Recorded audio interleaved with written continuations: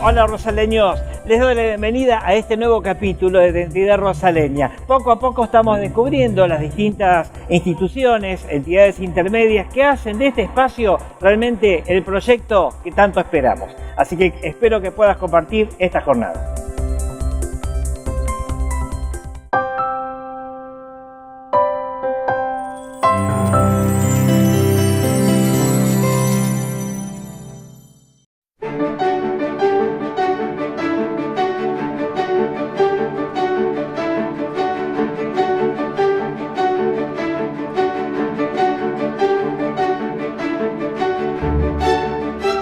Bueno, en la búsqueda de la identidad rosaleña, ya saben, venimos buscando perfiles que nos identifiquen, que tengan trayectoria, que hayan dejado huella o estén dejando huella. Estamos con José Gaspar Totoro, realmente muy conocido en el Partido Colonial Rosales y por su escritura, una persona muy conocida ya a nivel, podemos decir, nacional. José, gracias por acompañarme esta linda mañana. Y bueno, ¿cuánto camino recorrido? Sí, la verdad es que sí. Hemos comenzado ya esto hablando de literatura desde hace 30 años. O sea, comenzamos allá por el año 87, hablando de alguna manera a través de las letras, ¿no? Ajá. Puesto, en un programa de televisión que se emitía por el Canal 2, el antiguo Canal 2, Duque. Claro, allá en Colombia. Exactamente. Y Los Especiales Punta Alta se llamaba el programa, y ahí nació el seudónimo con el cual yo escribí durante todos estos 30 años sobre acontecimientos, historias y personajes de Punta Alta. El personaje era Pepe Recuerdos. Pepe Recuerdos. Así nació. Claro que sí. Vos sabés que cuando llega a mis manos un libro que te regalaste a mi mujer allá por el 2008 y realmente que está encuadrado, se llama Cuatro Luces, 4 historias distintas, una novela interesantísima. Tenés una forma muy interesante para escribir. ¿Cuál es el género y qué fue lo que te llevó a escribir, José? Bueno, lo que me llevó a escribir fueron las historias que me contaron los clientes, aquellos que iban a mi negocio. Contale a la gente qué negocio tuviste. Yo fui ferretero, obligadamente ferretero, porque mi idea era ser carpintero, pero por una cuestión de que en aquel entonces había que buscar un trabajo. Mi papá, yo tenía 14 años cuando comencé, me llevó a un negocio muy conocido por entonces en Punta Alta, Hernández Hermanos y Compañía. Una ferretería estaba por allá por la calle Humberto Primo, y a partir de ahí, durante 55 años, fui siempre ferretero. Ajá. O sea, nunca dejé de ser ferretero. Eso fue el inicio, digamos, de el ida y vuelta con la gente. El mostrador, yo le puse un nombre al mostrador. A un nombre. El mostrador se llama, para mí es el confesionario. Ay, claro. ¿Por qué? Porque la historia de aquella gente, de muchos inmigrantes que vinieron de allí, de Italia, de España, de tantos lugares, de Alemania, ingleses incluso, me iban contando los descendientes qué era lo que habían hecho sus padres, dónde venían y qué era lo que habían hecho aquí en Punta Alta. Allí comencé a entender y a querer ver, qué era lo que había pasado en Punta Alta en los primeros tiempos. ¿Y qué era lo que había pasado? Bueno, por ejemplo, me entero de que en pleno San Irigoyen había un molino harinero. Ajá. En aquel tiempo. En pleno Irigoyen. En pleno Irigoyen, 25 de mayo Irigoyen. Para ser más exacto, ahí había una panadería. Todavía está la panadería sobre 25 de mayo, era de los hermanos del Río. Ajá. Bueno, ellos tuvieron, ahí mismo hubo un molino harinero. Algo inédito. No lo sabía. Para ¿no? contarlo. Claro. También hubo aquí en Punta Alta una fábrica de jabón importantísima, una fábrica de jabón que exportaba jabón hasta Chile. Te puedo creer. O sea, aquí también hubo Punta Alta, te digo, eso era de Micali, era la fábrica de jabón. Uno de los descendientes, Pedro Micali, fue profesor muy conocido aquí en Punta Alta. Para no hacerlo demasiado largo y no contar tantas historias, pero te puedo decir, conté la historia del padre Francisco, de cuando vino de España, las anécdotas del padre Francisco desde el momento que pisó tierra argentina e incluso las anécdotas que él contaba de cuando él venía viajando desde España hasta acá. Gran valor, Gran valor y un personaje que lamentablemente algunas personas ya como que la están olvidando. No, pero, bueno, de eso se trata la historia, ¿no? Claro. Mirá, de Francisco, yo me lo recuerdo, él me bautizó. Claro. Y me dejó cal en la cabeza, porque estaba haciendo un pilar, no sé. Mira. Pero una bueno, historia. ahí está, esa era, vos ya viviste Ese era parte de la historia obviamente, de lo que era el padre Francisco. Conté la historia de los hermanos Ilagua, y del padre del Coco Ilagua, aquel gran motociclista, tuvieron en Punta Alta. Bueno, infinidad de historias que pasaron aquí en Punta Alta. Así comenzó, digamos, ida y vuelta con la gente, y así comencé. En determinado momento, un día voy a hablar con el dueño del canal, allí le habían entregado a él el Santa Clara de Asís. Entonces fui a felicitarlo, y hablando con Jorge, me dice: mira, Jorge, se llama igual que vos. Bueno, hablando con él, le digo: Jorge, tengo muchas historias que me han contado en el negocio. Sería lindo que la gente conociera estas historias, pues que las conozca yo, Claro. que las conozcan 2 o 3 personas que por ahí las tienen, pero lindo sería que la gente las conozca. Entonces él se prendió de la idea, y yo a partir de ahí todos los días lunes le enviaba una carta a Jorge contándole sobre determinados personajes. Así nació aquel espacio que se llamó, ya digo, él lo bautizó. Estamos hablando de Jorge Torres. Claro. Él lo bautizó a aquel personaje que firmaba las cartas, Pepe Recuerdos, y ahí quedó Pepe Recuerdos para contar las historias de Punta Alta. Así empezó. Después de eso, 4 años duró este ciclo. Después comenzaron los libros. En el 93 comencé con el primer libro. Yo soy protagonista del Pago Arenero. Después Historias y Estampas de la Memoria Popular. Después Un pueblo de siglo en versos, o no, Un siglo de pueblo en versos. ¿Entendés? O sea, todos relacionados con Punta Alta. Y la última historia que escribí sobre Punta Alta, sobre las personajes de Punta Alta, se lo dediqué un libro entero a el profesor Rogelio González. Rogelio. Aquel que fue protagonista de esa carrera de ¿Te acordás? Con Barbato. Con Barbato. Bueno, eso fue un éxito Qué linda espectacular época. de Punta Alta. Qué linda época. Sí. En total, ¿qué cantidad de novelas y libros publicaste? Bueno, en total la cantidad de libros son 15. 15 libros. 15 libros, Impresionante. digamos, míos propios, y otros 15 intervenciones en antología. O sea, en total, digamos, más o menos hay unos 30 libros donde yo he intervenido de alguna manera. No hay registro de semejante cantidad de cantidad de no. libros. Acá en Punta Alta no Punta creo. Alta, no. Nicolás Hay una Rosales. señora escritora que también es digna de ser mencionada, Teresa Orni se llama, ella nació en Pericles, pero está aquí en Punta Alta.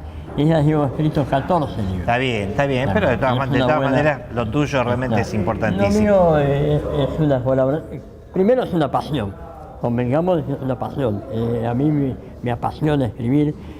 A raíz de primero contar estas historias de gente de Punta Alta, comencé también a escribir poesías, a escribir ficciones, las novelas, los cuentos. Hay libros de cuentos, dentro de todos estos 15 hay libros de novelas, libros de cuentos, libros de relatos y libros de poesía, por supuesto. Esta fue mi pasión desde entonces, y creo que va a ser mi pasión hasta el día que me muera. José, estás en el coro, hoy hablábamos fuera de cámara que estás con un grupo de gente, incluyendo a mi madre. Sí, no, yo dejé de estar en el coro ¿Dejaste de estar? del Giuseppe Verdi, que Ajá. era donde está todavía tu madre, hace 2 años. Ajá. Pero estamos en otro coro, o sea, estoy ¿En qué coro estás? propiciando o tratando de crearme otro coro Ajá. en el centro de jubilados. En Centro Jubilado de Calle O Bron. sea, en la Está calle Bron, perfecto. ahí yo, digamos, voy permanentemente porque colaboro con esta gente. No tengo nada que ver con la comisión directiva, Está bien, pero está bien. colaboro con ellos. Ahí armamos una biblioteca Ajá. en ese centro y estamos tratando de instrumentar y de armar un coro. Un coro. Bueno, José, vamos a seguir charlando porque los tips y las cosas que me has contado realmente son interesantísimas, en especial para la gente que está de paso y en forma permanente en Coronel Rosales. Te agradezco por estar con nosotros y bueno, recomendamos que la gente pueda adquirir tus libros porque realmente vale la pena leerlos y se van a sorprender. José, gracias por estar con nosotros y nos seguiremos viendo en este camino. Gracias a vos.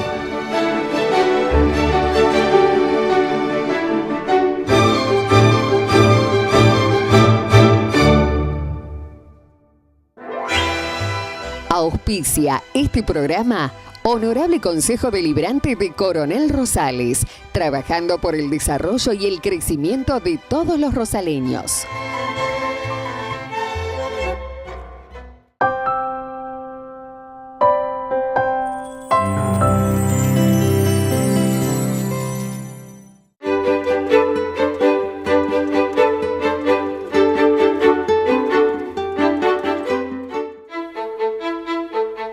¿Sabías por qué se llama así la calle Rivadavia? No se llama así por Bernardino Rivadavia, primer presidente argentino, sino por su nieto, el comodoro de Marina Martín Rivadavia. Explorador de la Patagonia a bordo de varios buques, el comodoro Rivadavia fue designado por el presidente Julio Argentino Roca como primer ministro de Marina. Su muerte accidental en 1901, a poco de asumir el ministerio, causó honda impresión. Se multiplicaron homenajes en todo el país y la ciudad de Comodoro Rivadavia, donde recientemente se había descubierto petróleo, fue bautizada así en su honor. En Punta Alta, la calle Rivadavia llevó ese nombre desde muy temprano, impuesto por los primeros habitantes. Fue una de las pocas de la ciudad que conservó su nombre original. Es un aporte del Archivo Histórico Municipal de Punta Alta y de Identidad Rosaleña para conocer nuestra historia, tu historia.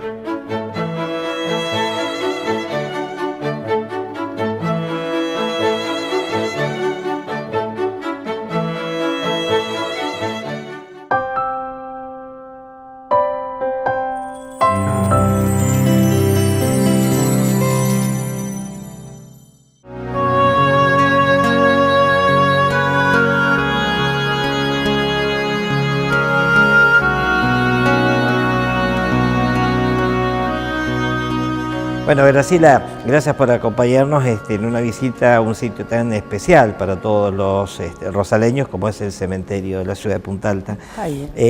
Muchas veces cuando hablamos de la identidad rosaleña y trasladándonos un poco a lo que significan las piedras fundacionales y los campos santos, uno cree que realmente dan cierto sentido de pertenencia a los lugares y a las comunidades. ¿Esto es así? Es cierto, porque convengamos primero que Punta Alta no fue fundada.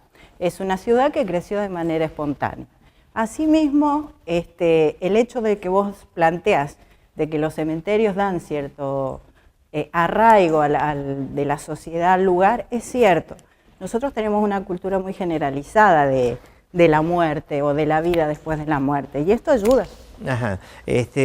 Muchas veces cuando hablamos de las fechas fundacionales y demás, realmente lo importante de esto es también que las características de este cementerio, quizás como todos los cementerios de las grandes ciudades, terminan emplazados en el medio de la parte urbana. Bueno, cuando se crea este cementerio, se toma un sector que está ubicado entre dos grandes médanos y supuestamente en esa época decían bastante aislado del centro urbano. Después, con el crecimiento de la ciudad, que no era planificado, fue quedando en el centro. Ajá. Pero ocurre generalmente en la mayoría de sí, lo vemos que es de las así. Ciudades. Y sí, de hecho se ha tomado después como referencia muchas veces a este tipo de lugares a donde barrios con determinadas características urbanísticas empiezan a crecer alrededor de estos cementerios. Exactamente, es por la misma ampliación que va necesitando la ciudad, que bueno, va buscando esos lugares y generalmente el cementerio queda en el centro del centro urbano. Bien, en este momento estamos dentro de lo que se llama el Panteón Naval, ¿no es así? Exacto. Y estamos viendo, si el editor lo permite, imágenes aéreas Realmente me quedé muy sorprendido con esta forma tan especial. Particular. Que tiene, muy sí. particular. Sí. Bueno, convengamos que si vamos a lo que son los enterratorios navales o militares, siempre tienen un cierto orden, tienen una estructura ya definida. Y esto no escapa. No escapa. Bien. Tal cual. Bien. Dentro de la historia del archivo histórico, ya hemos desarrollado un poco sobre lo que es el cementerio de Colina Doble. ¿Cuál es el futuro de este tipo de sitios? Por ejemplo, el de Colina Doble. Lo que pasa es que ese es un cementerio que todavía está en actividad. Lo que pasa es que los militares tienen que pedir en vida autorización para poder ser inhumados en ese lugar. Y hasta el día de hoy, la última tumba es del año 2000, es la más moderna, digamos. Fue el contraalmirante Maloberti. Bien. Y él es el que está enterrado hoy en el año 2000. Fue la última. Las características arquitectónicas de los cementerios, ¿en qué se basan básicamente? Y tenemos varias. Tenemos la latina, tenemos la inglesa, por decirle o llamarle de alguna manera. La inglesa es de inhumación, es decir, es en el piso. Se entierra a la gente en el piso. Mientras que la latina es muy de mausoleo o así como tenemos acá en este lugar. Y es una conjugación o conjunción de ambas. Por ejemplo, el militar, el de Colina Doble, no solo tenemos latina, inglesa, sino también la militar, que es de orden. Inclusive todos tienen la misma tipología de cruz, porque no se diferencian, por ejemplo, los grados que tienen ellos, sino que ahí son todas cruces. Bien, la relación entre los cementerios y básicamente el primer cementerio, hablando de Colina Doble, ¿está vinculada en algún punto con la llegada de Fitzroy? No, eso se genera con el mismo proyecto de la base. O sea, Luigi, cuando genera el proyecto, se genera todo. Escuela, cementerio, iglesia. Y bueno, el cementerio estaba incorporado dentro del proyecto. Ahí es como surge. ¿Y Colina Doble por qué se llama así? Porque el lugar donde se enclavó se llama Colina Doble. Eran dos colinas que habían, dos médanos grandes, y eso ya estaba definido como ese lugar, Colina Doble. Bien. El cementerio, al colocarse ahí, toma el nombre. Convengamos que el cementerio de la ciudad de Punta Alta está a muy poca distancia, ¿no? De donde está emplazado Colina Doble. Claro. Bueno, lo que pasa es que ese fue el primer cementerio, el de Colina Doble. Después, en 1902, la misma Armada pide al Consejo Deliberante, convengamos que en esa época pertenecíamos a Bahía Blanca. Entonces se pide al Consejo Deliberante de Bahía Blanca la construcción de un cementerio civil. Bien. En 1906, a raíz de la muerte de una mujer, se entierra acá y ahí aparece en 1907 como el primer enterratorio acá. Bien, bien. Graciela, ¿tiene registro el archivo histórico en relación al primer caso o a la primera inhumación que se hizo en el cementerio de la ciudad de Punta Alta? Se tiene conocimiento que en el año 1906 una familia brasilera que vino acá a Punta Alta, entre ellos se generan unos casos de viruela. Una de esas personas fallece, una mujer, y tiene que ser trasladada a Bahía Blanca porque acá no había cementerio civil. Entonces ahí se empieza a replantear realmente la necesidad de crear un cementerio acá, civil. Y los registros que tenemos nos determinan que la primera inhumación fue en el año 1907, en abril de 1907, donde con la señora Benita Rivarola, que es la primera inhumación que tenemos en nosotros registro. En realidad, si vamos al registro oficial, la primera inhumación se hizo en el año 1909. O sea, hay una diferencia de 3 años entre la que se determinó como primera y la que está sentada en los libros, pero generalmente pasaban esos casos en aquella época. Dentro de las características arquitectónicas, me hablabas de un concepto, ¿por qué no me contás? Generalmente voy a referirme a lo que es Foucault. Foucault fue un sociólogo que determinó que en cuanto a la construcción, que se aplica mucho en lo que es la arquitectura, si nosotros tenemos una construcción radial, vamos a tener un centro que va a ser el que va a controlar y va a tener una mayor visión de todo el contexto que tiene. Esto se aplica mucho en lo que son las cárceles, los cementerios, las escuelas inclusive, e inclusive los hospitales por el tema del asoleamiento. En este caso lo vemos reflejado en el sentido de que tenemos un hall central de forma radial semicircular y a su vez van saliendo todos estos pabellones en forma radial hacia este centro, que por un lado, si bien acá no es de control, pero sí te permite ver hacia todos los lugares y poder definir el camino a seguir. ¿Y este tipo de columna? Y este tipo de columna es muy característica del racionalismo. Nosotros lo vemos, por ejemplo, aplicados en mayor escala, por supuesto, en los edificios Johnson en Estados Unidos con el arquitecto Frank Lloyd Wright, que es un tipo de estructura que se dio como si fuese un paraboloide, pero invertido, donde se apoya toda la parte estructural. Bien. Bien, vos sabés que cuando empezamos a charlar te preguntaba sobre los sentidos de pertenencia y el arraigo que generan los cementerios.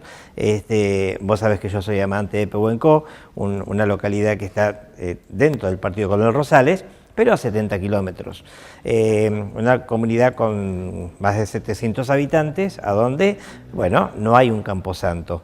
Tener un camposanto en este tipo de sitios, podríamos decir que puede llegar a generar un poco más de sentido de pertenencia por el lugar, a donde la gente pueda enterrar sus muertos. Es probable, generalmente sucede eso, porque volvemos a lo que hablábamos en un principio, de que nosotros, nuestra cultura, tenemos muy arraigado el tema de la muerte y sobre todo el culto a los muertos. Y es probable que eso sí sea un detonante para lo que vos bien nombrás, que es el arraigo a ese lugar. Bien, está bien. Bueno, Graciela, una visita muy particular, realmente un lugar al cual todos respetamos. Y bueno, una vez más el Archivo Histórico haciendo este aporte que para nosotros realmente es tan importante. Es un placer. Y desde ya, cualquier cosa ya sabes. Muchas gracias.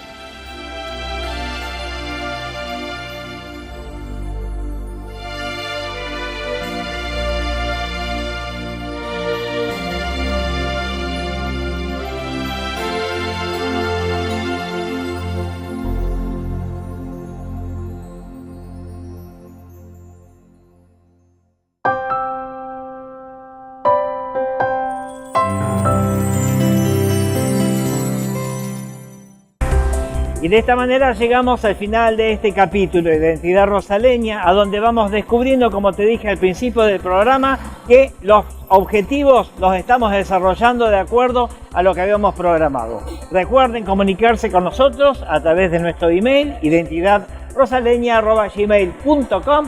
Y bueno, tengan buena semana y nos vemos Dios mediante.